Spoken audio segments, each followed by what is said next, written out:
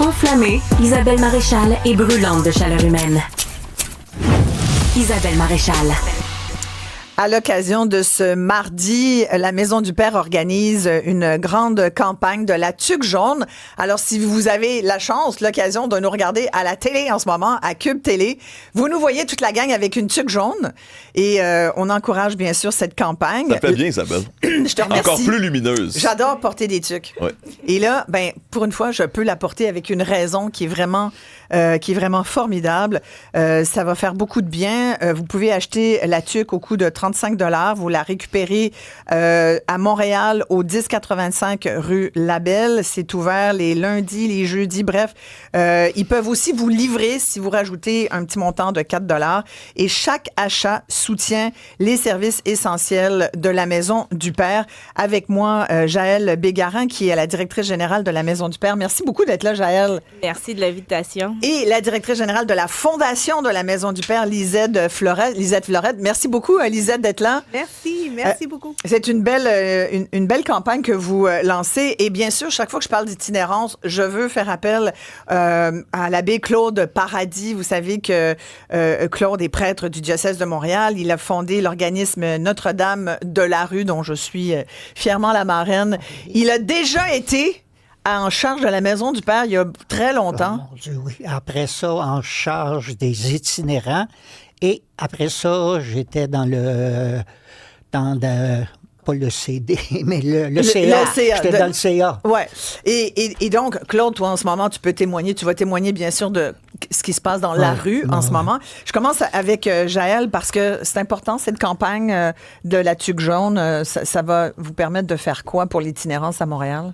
La campagne, c'est déjà tout un horizon de mettre de la visibilité aussi sur l'organisme La Maison du Père, de permettre aussi aux personnes, à travers un geste simple, de se mobiliser à la cause, dans le fond, et de le montrer à tous. Comme aujourd'hui, là, plusieurs personnes qui nous regardent, ben, c'est un geste d'engagement. On n'est pas insensible à la situation de l'itinérance à Montréal. Est-ce que vous trouvez qu'il y a quand même beaucoup de gens qui sont justement insensible à ce qui se passe parce que la mairesse était venue à notre émission il y a quelques semaines pour au lendemain de son élection, de sa victoire, elle était venue nous dire qu'elle avait un message à lancer aux Montréalais pour dire là, il va falloir que vous vous habituiez, il va falloir partager l'espace public, même si elle disait qu'elle comprenait là, que ça pouvait parfois déranger de voir autant d'itinérance. Ça dérange parce que ça choque, puis on est comme dans notre humanité, on se dit ça n'a juste pas de bon sens.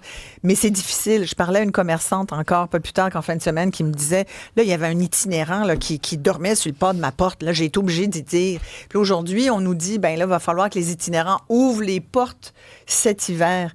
Comment vous voyez cette cohabitation, Jaëlle? Je pense que c'est une cohabitation qui a besoin de s'organiser parce que bien souvent, chacun réagit à qu'est-ce qu'il peut faire. Et quand on vit beaucoup d'impuissance, ben il y a soit parfois on s'éloigne et puis on se met des œillères parce qu'on ne sait pas quoi faire. Ouais. Et ça peut générer cette perception d'insensibilité. Mais je ne pense pas qu'on est insensible. Mais les gens ont peur. En fait, elle me disait, c'est parce que les clients ont peur. Tu l'as vu, ça, toi, Claude? Des gens là, qui ont peur. Puis c'est vrai que parfois, il y a des itinérants, ils font peur. Des fois, j'ai déjà vu des gens traverser pour aller sur l'autre trottoir. Ouais. Alors ça, je l'ai vu aussi, ça. Ouais, mais comment on peut cohabiter? Est-ce que tu penses que c'est possible?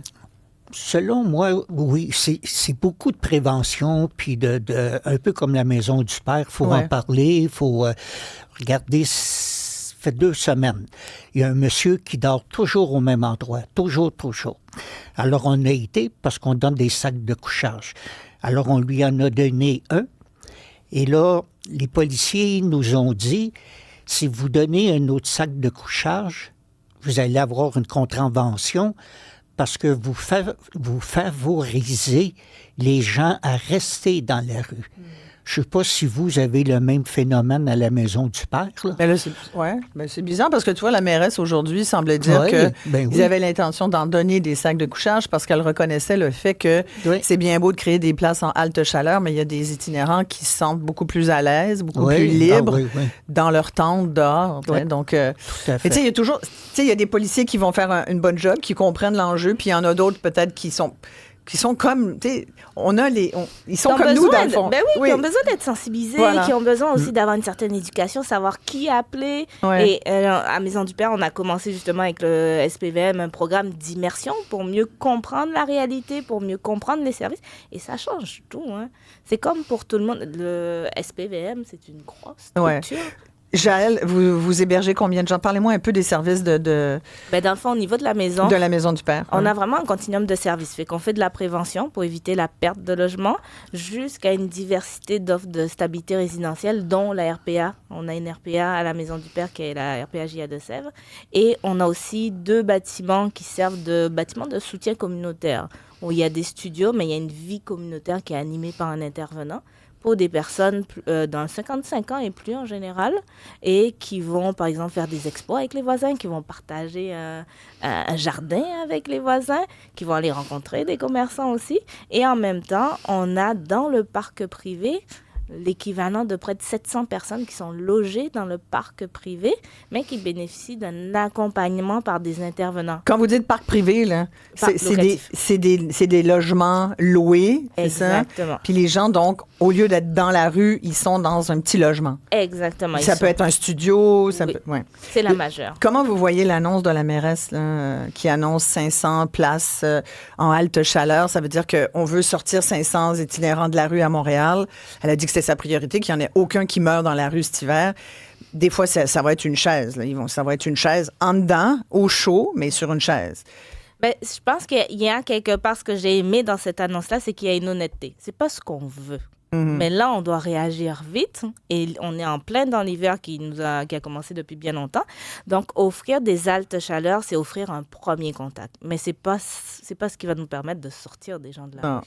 Ça va nous permettre d'avoir un premier contact pour peut-être amener ce lien de confiance que, justement, l'abbé Paradis fait aussi quand il travaille dans la rue pour enclencher la trajectoire vers le logement. Qu'est-ce qu'on pense de 500 places? Ouais.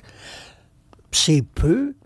Le 500 places, il va falloir des intervenants d'une certaine compétence. Comme à la Maison du Père, je crois que tous les intervenants ont passé par l'université et ils ont leur diplôme en toxicomanie. Ouais. Alors, il faut avoir ça aussi, là. Parce que sinon, là, c'est vraiment difficile, sinon. Ouais. Mais 500, comme moi, je trouve, c'est un bon départ. Moi, je lui laisse une chance. Elle commence, là. Ouais. Parce qu'elle a eu la dernière vague de l'ancienne mairesse. Alors, il faut qu'elle se débrouille avec tout ça aussi, là. Elle commence. En ce moment, là, il fait vraiment froid cette semaine. On nous annonce des froids encore pires la nuit prochaine, d'ici les 2-3 prochains jours. Comment ça se passe dans la rue en ce moment? Toi qui y vas, là? Ah, c'est de plus en plus difficile. Les gars nous demandent beaucoup de vêtements chauds. Ouais. Beaucoup. Mais j'ai de gros donneurs, comme le Canadian Tire me donne des caisses de bottes de skidoo. Ah oui, exemple. Bon, okay. Alors, j'en ai plein. J'ai des manteaux aussi très chauds. Beaucoup de nourriture. Même à des fois, j'en ai trop. Il faut que j'aille porter ça à Rue des Femmes. Oui, à la Rue des Femmes, oui. Oui, j'en ai comme ça se peut écoute, pas. Là. Tant mieux. Ben oui, je comprends. Oui. Alors, c'est tout redonné aux gens de la rue. Oui. Tout. Et est-ce que tu as besoin d'autre chose? On a toujours besoin de choses. Toujours. Parce que je sais que tu fais des tournées. Oui. Tu as déjà passé d'ailleurs des nuits dehors. Chaque hiver, tu le fais. Oui. Et je te rappelle à chaque fois de faire attention à ta propre santé. Oui. C'est pas quelque chose qui... Quand on est dans la rue, là, on est souvent malade aussi. Oui. On parlait de toxicomanie. Oui. Il y a beaucoup de mythes aussi qui entourent les gens qui sont dans la rue. On pense toujours que c'est des drogués, c'est des gens qui ne veulent pas travailler. Comment tu résumerais, Claude, les gens qui sont dans la rue? Non, là, ça vient de un peu partout. Il y a tellement... oui. C'est pas juste des gens qui consomment, beaucoup en santé mentale. Oui. On les a envoyés presque dans la rue, sans médicaments. Alors, ça fait une montée, là, c'est incroyable. Et lorsqu'ils voient comme un policier masculin, ils ont plus peur qu'une policière. Ils aiment mieux les policières. Ouais. Oui, c'est moins... Pour eux, c'est moins agressant. C'est moins de la répression. Oui. Et plus de la prévention, finalement. Parce qu'ils aiment ça jaser, finalement. Ben oui, quand on va les voir et qu'on jase avec eux, ils sont bien contents. Puis savez-vous ce que je vais faire? je vais appeler l'attaché de presse de la nouvelle mairesse pour lui offrir mes services comme... je sais pas, là, comme... Consultant. Consultant. Oui. Alors, je verrai ce qu'elle va dire, là. Oui, je pense que ça serait une bonne chose. Le curé de la rue est bien placé pour certainement indiquer à Soraya les choses à faire. Comme vous, à la Maison du Père, vous avez des rencontres avec, avec la mairesse? J'étais à l'appel à la conférence de presse. Puis, on a des rencontres aussi, surtout sur l'aspect de prévention, puisque pendant sa campagne, la mairesse s'est engagée à financer notre manque d'aide au loyer, parce que c'est un outil majeur et qui peut couvrir l'ensemble du Québec, pour éviter des pertes de logement. Parce qu'on parlait un peu plus tôt que des profils, c'est plus des gens qui consomment et qui sont dans la dépendance. On se retrouve avec des aînés qui vivent leur premier épisode d'itinérance à 60 ans. Parce qu'il y a un contexte économique sur la financiarisation du logement qui fait qu'ils n'arrivent plus à suivre. Ouais, et le filet qu'ils avaient au niveau des proches aidants, il n'est pas soutenant ou il n'est plus là parce que les personnes sont décédées. Mais qu'est-ce qu'il faudrait, Joëlle, pour sortir des gens le plus possible de l'itinérance, vous diriez? Déjà, avoir une planification, arrêter d'être dans l'urgence, mais de vraiment, si on crée, mettons, on va dire, on crée 100 places en hébergement d'urgence, que ce soit halte chaleur ou hébergement, on doit être sûr que l'année suivante, on va avoir 100 places en logement transitoire ou permanent. Mais comme là, les 500 places, là, halte chaleur, il faudrait qu'on ait 500 logements quand même à court terme, c'est ce que vous dites. Complètement. Et de logement avec un grand L, parce que la clientèle en situation d'itinérance à Montréal, elle est vieillissante. C'est pas tout le monde qui peut aller dans un logement 4 murs. On le vit, nous. On a des personnes qui dépriment, on a des suicides dans des logements aussi. Donc, ça peut prendre un milieu plus encadré comme la RPA. Mais ce qu'on voit, il y a beaucoup des gens aussi qui collent dans la rue, c'est-à-dire ils sont plus capables de s'en sortir parce que ça fait trop longtemps qu'ils sont là. On l'a vu, le Claude, des gens qui sont là depuis 10 ans, 12 ans, 15 ans. Là. C'est quoi ton itinérant le plus... celui qui est là depuis le plus longtemps que tu as rencontré? Là, on ne la voit plus, mais c'est Madame Cécile, 89 ans, dans la rue. Ben, elle a un petit appartement, une petite chambre, mais il fallait qu'elle aille dans la rue pour avoir ses 3 repas. Alors, c'était jour après jour comme ça. Là. Et elle y a été combien de temps? Longtemps. Moi, je l'ai vu peut-être 10 ans. Là. Oh mon Dieu, c'est ça. Puis un autre phénomène, moi, le 1er juillet, j'ai eu beaucoup de personnes. Changement de loyer, le locataire en prend un autre. Alors, les gens mettent leurs meubles sur le trottoir et là, ils se retrouvent dans la rue. Alors, c'est pas des gens qui consomment. Oui, tout à fait.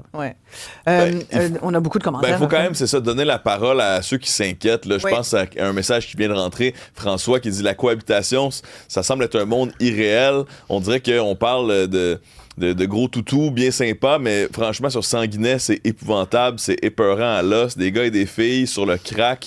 En effet, je change de côté de trottoir. Antoine qui dit « J'ai l'impression que le citoyen payeur de taxes et qui veut garder son quartier propre et sécuritaire n'est plus écouté. On ne parle que des itinérants, c'est dommage. Même si je compatis avec ces gens, leur place n'est pas là. » Lui qui dit là, qu'ils ont mis des roulottes à Huntsic et maintenant, il y a des itinérants qui viennent uriner sur son terrain devant des écoliers. Quand il les avertit, les itinérants sont agressifs. Donc, il y a de la difficulté avec le mot cohabitation. Qu'est-ce qu'on répond à ces citoyens-là? Je pense qu'il faut peut-être se rappeler qu'en ce moment, il y a de la cohabitation qui est là depuis des années et qui fonctionne. La cohabitation sociale au niveau de la personne en situation d'itinérance et le voisin, elle n'existe pas d'aujourd'hui. Il y a des bâtiments qui ont 50 ans d'âge et qui sont à côté d'une école, qui sont à côté d'un quartier plus résidentiel. Mais quand même, Joëlle, depuis les dernières années, là...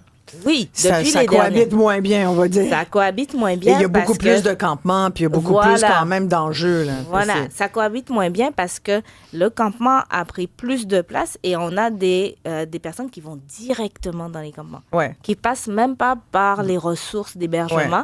Et là, ça devient une sorte de communauté qui est gérée, qui est autogérée, mais qui dérange. Donc, je pense que comment on l'aborde aujourd'hui, de se dire, OK, il est temps qu'on aille directement sur ces points-là pour voir quels services qu'on doit offrir pour sortir les personnes de la situation, c'est une bonne façon de l'aborder. Vous diriez qu'il y a combien de gens dans les campements? d'après vous? À À Montréal, là. À Montréal, sur le dernier dénombrement de 2022, on avait 800 personnes qui n'utilisaient pas des ressources, qui dormaient soit dans des parcs, dans la rue. C'était l'équivalent de 800 personnes. Donc, on est minimalement à 800 personnes aujourd'hui. Ouais. Donc là, avec des créations d'altes chaleurs, ce qu'on dit, c'est que ces personnes-là, en hiver, il y a une chose qui les rejoint tous, c'est qu'ils viennent prendre un répit chaleur à un moment donné. Et c'est là qu'on veut accrocher le contact avec des actions directement dans la rue. Donc, ces personnes, ce qu'elles disent, c'est qu'elles ne veulent pas dormir dans des hébergements d'urgence. J'allais là parce que c'est difficile de convaincre parfois des gens qui ont toujours été... on vient de dire, il y en a, ça fait des années qu'ils sont dans la rue, ils ont leur tente, ça devient, puis vous venez de l'expliquer, Joël, ça devient une espèce de vie à côté de la vie courante de tout le monde. Oui. Fait qu'ils ont leur système, leurs règles. D'ailleurs, il y a beaucoup de chicanes, puis des fois, ça se bat, puis Ils recréent une famille. Voilà, ils recréent une communauté. Ils ont besoin de racines. Ils ne connaissent pas comme leur père, ils ne connaissent pas le grand-père. C'est ça. Alors, ils ont besoin de racines. Fait que ça crée une communauté, pour ça qu'on souvent on va dire les marginaux, oui, c'est parce qu'ils sont en marge de la société. Mais comment les ramener un peu plus près de la société? Est-ce que vous pensez qu'il y a toujours un pourcentage de gens là, qui vont, de toute façon, ils accrocheront jamais. Ils vont toujours être dans la rue. Il y en a toujours eu. J'entends des gens qui disent, il y en a toujours eu. À mon époque, il y en avait des gens qui dormaient dehors. Là, c'est que c'est un gros mouvement. Ouais, ça s'empire un peu. Fait que, mais la marge, il ne faut pas oublier qu'elle est sur la feuille. Hein? Oui. Exact. Et là, c'est ça que tu veux dire? Elle existe, oui. Oui, tout à fait. Tu as raison. Ouais. Donc, il faut en tenir compte. Est-ce que... moi, je me disais, qu'est-ce que les gens pensent quand ils entendent la mairesse de Montréal dire « Tant qu'on n'aura pas réglé l'enjeu de l'itinérance, ça va être ma priorité numéro 1. » Hier, ça m'a même fait un peu tiquer, mais je me suis dit, OK, elle a dit « Il n'y aura rien d'autre qu'on doit faire tant qu'on n'aura pas réglé cet enjeu-là. » Ça peut paraître gros pour un citoyen de Montréal qui estime que c'est important les poubelles, puis c'est important de ramasser la neige, puis c'est important la sécurité. Puis là, l'itinérance prend toute la place. Je ne sais pas si éventuellement les gens veulent nous commenter là-dessus, mais c'est vrai que ça peut froisser certaines personnes. Oh, je comprends, parce qu'il y a d'autres priorités à échelle individuelle ou à échelle de quartier. Après, je pense que le message derrière ça, c'est qu'il y a quand même un enjeu de pas devenir l'année prochaine ou dans 2 ans. Faire comme d'habitude, finalement. Exact. Ouais. Et devenir un deuxième Vancouver. La situation à Vancouver n'a rien à voir avec Montréal. Ouais. Mais par contre, si on n'agit pas aujourd'hui, on va devenir un Vancouver. Fait que je pense que il est là le message fort. Vous dites, on est sur la voie de devenir comme si on ne fait rien et qu'on laisse aller, c'est cette direction qu'on prend à Montréal.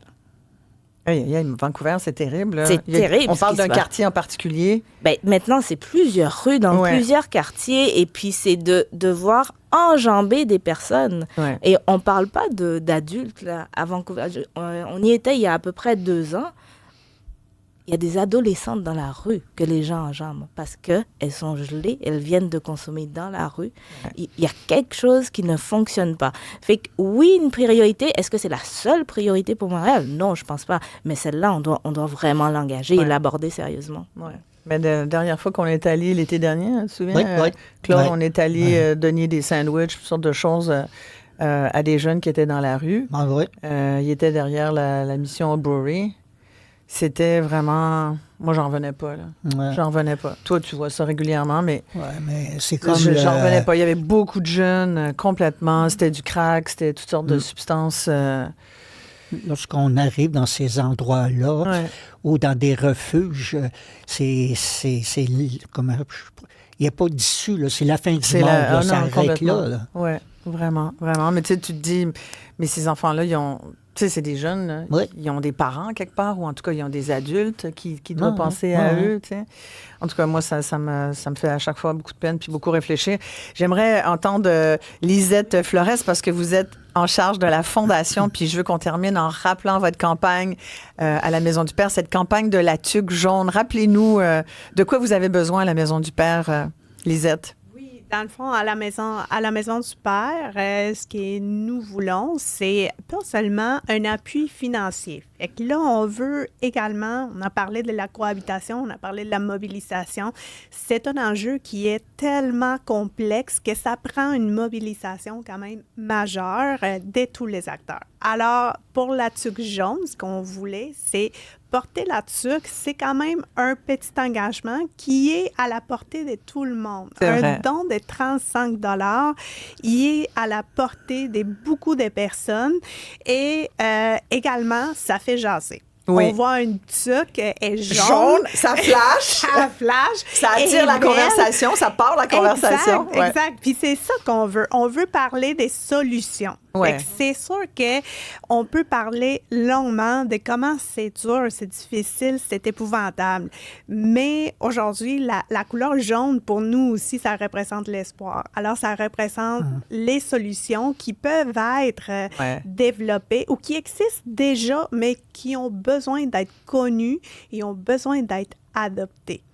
Alors, c'est sûr qu'on peut parler en long et large de la situation, mais nous, ce qu'on veut aussi, c'est démystifier un peu qu'est-ce que chacun des citoyens peut faire aujourd'hui et comment on peut connecter directement avec pas seulement l'enjeu de l'itinérance, mais avec la personne qui vit en situation d'itinérance. Il y a des anciens artistes, des anciens athlètes, des gens qui ont une carrière, qui ont une famille. Alors, comment on peut connecter la personne, les citoyens engagés, directement, un à un, avec une personne qui a besoin d'aide? Et que les cas les plus lourds, là, ceux qui, tu parlais d'enjeux de santé mentale, là, Claude, que ceux-là, il faut vraiment qu'il y ait des équipes qui les prennent en charge d'un point de vue de santé publique. Là. Parce que je pense que ces personnes-là sont peut-être celles qui font peur à des citoyens, mais ça ne représente pas du tout la majorité des gens qui sont itinérants et qui sont dans la rue, il faut le dire. Là-dessus, il y a Daniel qui dit, malheureusement, il faudrait parfois pouvoir les contraindre à accepter des soins, et ça vient d'Ottawa. Donc, il y a aussi cet élément de santé qui est difficile là, pour plusieurs personnes à considérer. Oui, mais dites-vous que c'est pas la majorité des gens qui sont dans la rue, sont pas tous des gens qui ont des problèmes de toxicomanie. C'est vrai qu'il y en a beaucoup qui consomment, mais comme je le dis souvent, quand on est rendu dans la rue, c'est sûr que c'est facile de consommer. C'est plus facile parce qu'à un moment donné, il faut endormir le mal. Exactement, hein, c'est bien dit. Il faut endormir le mal et il faut oublier. On avait rencontré, moi je me rappellerai toujours de ça, un aîné de 63 ans, que la première fois qu'il a pris de la cocaïne, c'était à 62 ans parce qu'il est tombé dans la rue à 60 ans. Ouais. À un moment donné, il faut oublier. Oui, exactement. Non, mais complètement. Merci de ce que vous faites. Merci beaucoup. Jaëlle Bégarin, qui est directrice générale de la Maison du Père. Lisette Flores, merci. Vous êtes en charge de la fondation de la Maison du Père. J'imagine qu'on peut commander la fabuleuse tuque jaune sur votre site. Oui. Vous pouvez vous la faire livrer pour 4 piastres de plus. Fait que ça peut faire un super beau cadeau de Noël aussi. Cadeau du temps des fêtes. Ça engage la conversation parce que le but, c'est de tendre la main. C'est de dire qu'on est tous des humains puis qu'il y en a qui sont plus privilégiés que d'autres. C'est tous notre cas ici. Puis qu'il y en a qui le sont moins, hein, Claude? Puis toi, tu as déjà vécu dans la rue? Oui. Hein? Oui. Tu sais de quoi tu parles? Oui. Tu sais que tu as été capable de t'en sortir pour mieux y retourner. Exactement. Ouais. Moi, je m'en sortirai jamais tu t'en de la rue. sortiras jamais de la Ça rue. fait 37 ans que je suis dans la rue. C'est vrai. Je peux pas m'en sortir. Ouais. J'ai vécu avant, alors... Merci pour tout ce que tu fais, Claude Paradis. L'abbé Paradis de plaisir. Notre-Dame de la Rue. D'ailleurs, il y a Nathalie qui nous a appelé, une auditrice qui dit que elle va venir porter des trucs chauds, des vêtements chauds. Donc, je te les donnerai. J'ai 2 gros sacs pour toi aussi. OK. Merci à vous 3. Puis on passe le mot avec la belle tuque jaune.